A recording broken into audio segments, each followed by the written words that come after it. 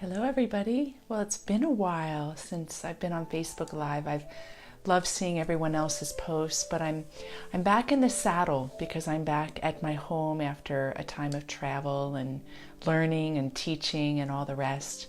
And I've decided, in honor of the retreat to the monasteries in Spain next summer, I wanted to start a weekly event called Tuesdays with Teresa. Now, we're going to start with Teresa of Avila. First of all, because she's a great friend and I know many people love her. And second, the monasteries that we'll be going to in Spain next July, they were founded by Teresa and John. So I thought taking a little dip each Tuesday would be a nice way to grow in friendship with her, to draw upon her inspiration that 500 years later is still so relevant and so illuminative for many people, and just to have fun, to let her be the context in which we can get to know ourselves.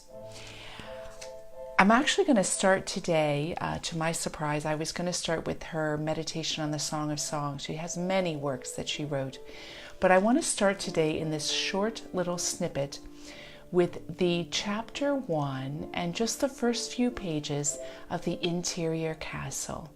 I am sure with the great translation of Mirabai Starr, with the writings of Carolyn Mace, with others who have forayed into this spiritual doctrine, if you will, that you might be familiar with the Interior Castle.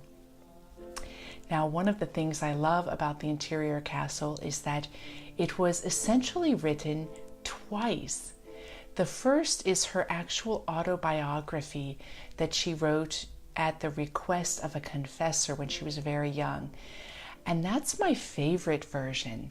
The one that most of us are familiar with is the version that was written later, in later years, because the first version ended up being confiscated, and so not that many people are aware.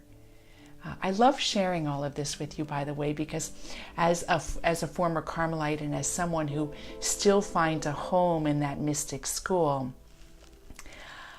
I love any opportunity to share in all the background understanding that some is published, but not all is published. When I lived in the monastery, we had a lot of documents that were one was from the hand of Teresa of Avila, that no one else had.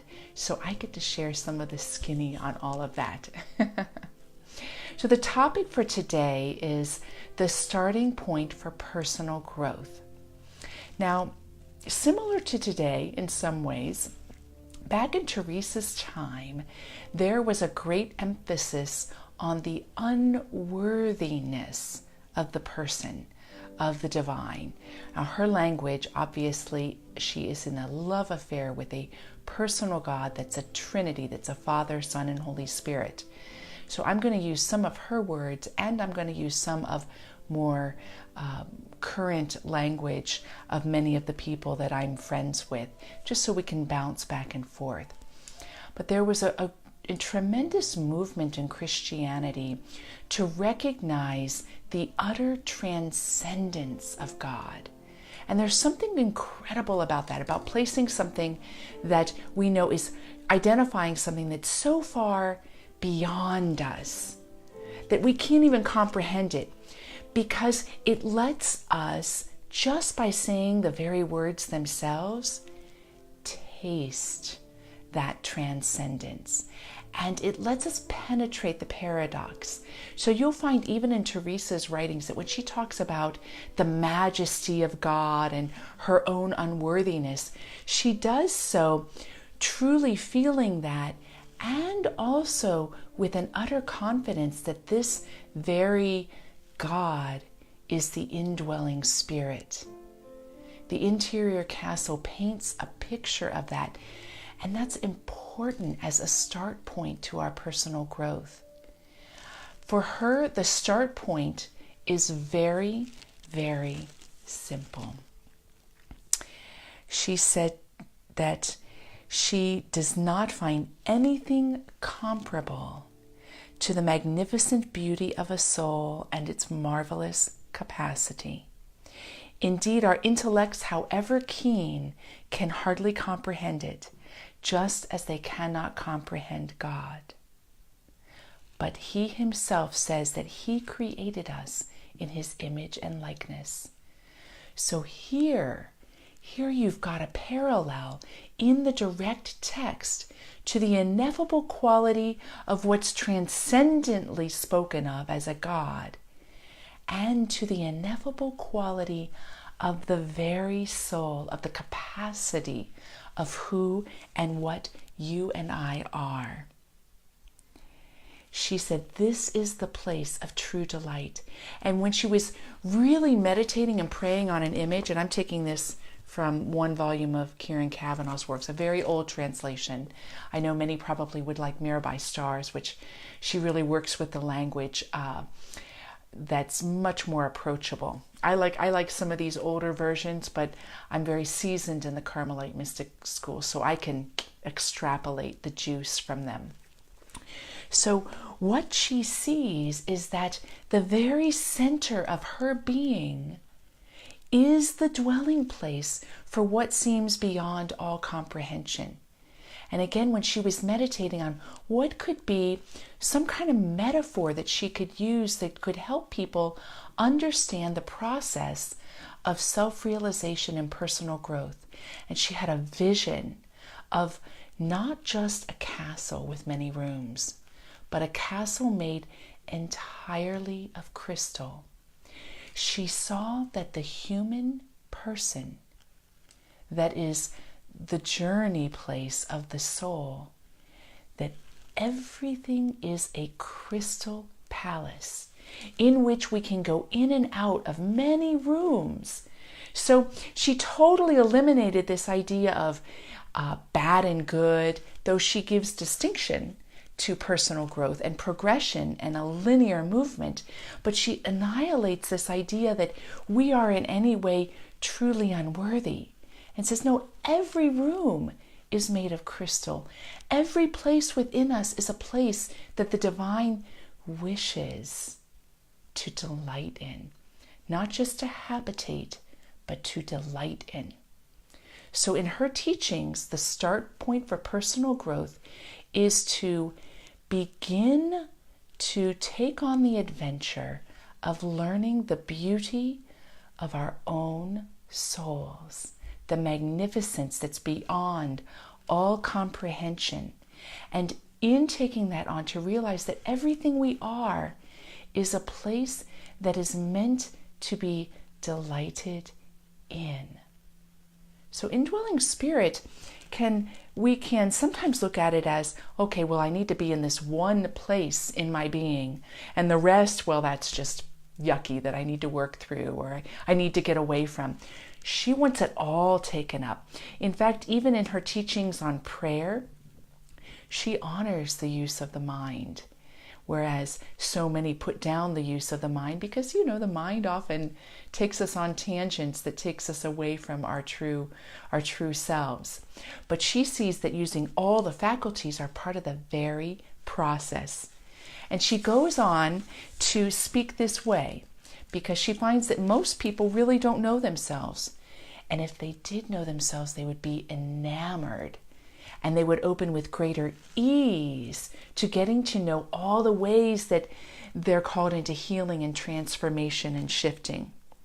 So she says, and again, this is just number 2 in the first chapter of The Interior Castle. It is a shame and unfortunate that through our own fault, we don't understand ourselves or know who we are. Now, I don't know about you, but I love that, because I can take on so much personal responsibility and think I should know or I should understand.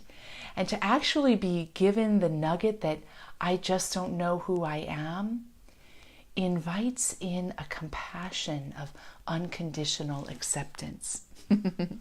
And she's also pretty playful with it. Wouldn't it show great ignorance, my daughters, if someone, when asked who he or she was, didn't know, and didn't know his father or mother or from what country he or she came? Well, now, if this would be so extremely stupid, we are incomparably more so when we do not strive to know who we are, but limit ourselves to considering only roughly these bodies. Isn't that something? So the start point in personal growth in the writings of Teresa is to take on faith that you and I are beautiful and magnificent beyond what we could imagine. And that the whole process of getting to know ourselves is going in and out of the many rooms that make up who and what we are beyond our comprehension. And that all of these rooms, even the rooms that are uncomfortable and feel unintegrated or dysfunctional, that all the rooms are made of crystal. And then from there, we can open up to the love that casts out all fear.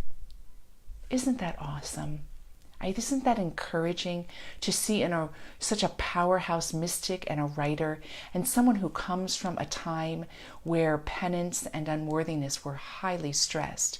In fact, she's during the time of Luther's teachings, and if you look at some of Luther's writings in the German, you'll find that he sees that the inner core of the human being is literally cow dung, and that the experience of Christ creates a cloak or a shield over that cow dung. And she stands in direct opposition of that. And if anyone's a Luther expert and I'm misquoting, just let me know and I'll clarify my mistake. But that's what I learned in my seminary training. So there's the nugget for today. Don't you love this spot? It looks like I have an imaginary halo over me. And it's a reminder that my retreat in Spain has room. Next July 20th through 29th, we will be visiting 6 cities in rural Spain and experiencing the poetry in the very place where Teresa had her ecstatic experiences, and John of the Cross too. I'm limiting the number to 15. Many have signed up, but there is room. So if you're interested, let me know and I'll send you information. And either way, it's great to spend this Tuesday enjoying Teresa with you. Have a great day. Blessings. Mwah.